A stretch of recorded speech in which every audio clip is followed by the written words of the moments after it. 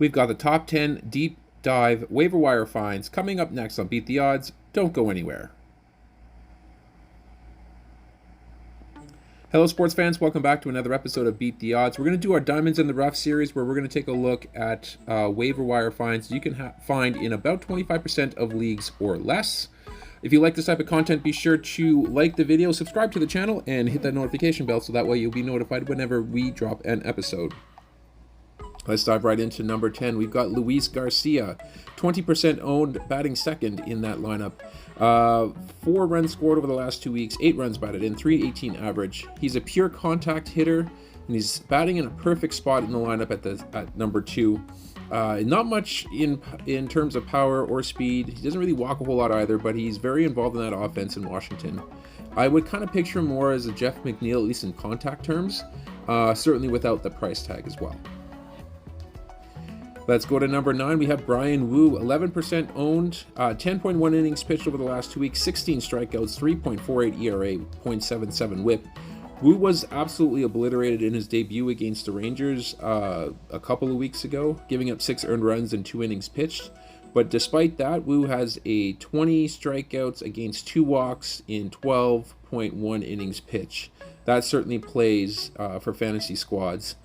Wu is a fastball slider pitcher, and he, of course, pitches in the zone, so that should help out his with hits inning pitched as the season goes on. Let's go to number 8. We've got Scott McGough, 26% owned, 3.2 innings pitched over the last 2 weeks, 3 strikeouts, 1 save, .000 ERA, .55 whip. He's firmly in the closer mix for a surprising Diamondback squad. Sub 1 whip for the season. He hasn't allowed an earned run since May 12th. At worst, he's a solid peripheral relief pitcher who can pick up some holds and the occasional save. And of course, at best, he closes for the rest of the season. He ends up with 20 saves for the year. Let's go to number 7. We got Michael Garcia, batting 5th in the lineup. He is 3% owned. Plays in Kansas City, of course. 8 runs scored over the last 2 weeks, 1 homer, 3 runs batted in, 2 stolen bases, 348 average. Garcia is starting to flash some offensive talent, which is helping him move up the order in Kansas City. The last full minor league season that he played, Garcia posted a 285 average. He had 104 runs at 11 homers and 39 stolen bases with a 786 OPS. He's already stolen 7 bags so far in the majors. The way he's playing, he could be good for another dozen more before the season closes. Over at number 6, we got Brett Beatty, 15% owned, batting 8th in the lineup in New York. Over the last 2 weeks, he's got 6 runs scored, 5 runs batted in, 1 stolen base, 286 average. We'll, of course, start with the bad here. He sits versus left-handers. Platoon players are traditionally difficult to roster. They need extra attention to make sure that they are in the lineup, especially in daily leagues. But the good, Beatty can flat-out hit. He hasn't really shown it so much yet this year, but in AAA here last year, he had a 943 OPS with 19 homers.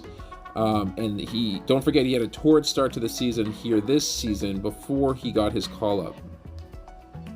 Let's go to number 5. We got Mike Yastremski, 14% owned, batting 5th in the lineup in San Francisco. Last 2 weeks, he had 10 runs scored, 4 homers, 10 runs batted in, 262 average.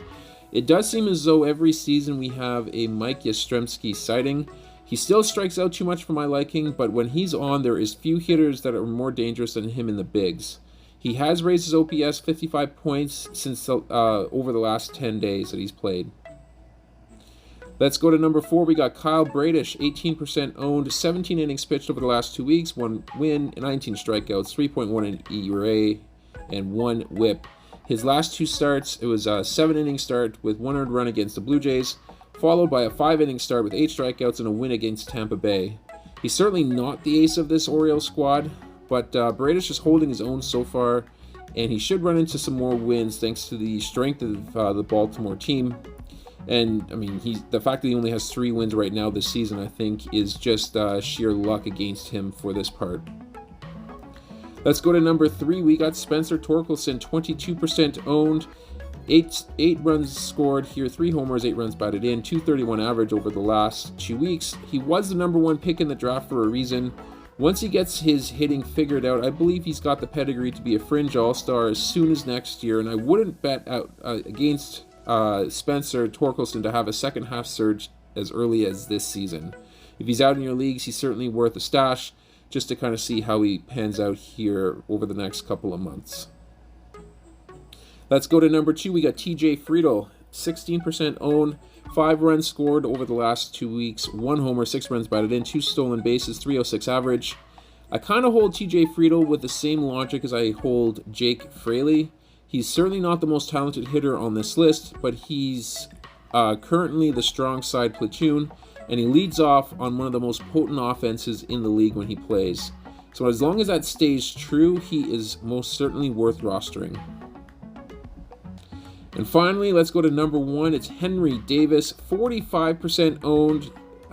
In AAA here, he had 11 homers, 30 runs batted in, 9 stolen bases, 284 average, 974 OPS.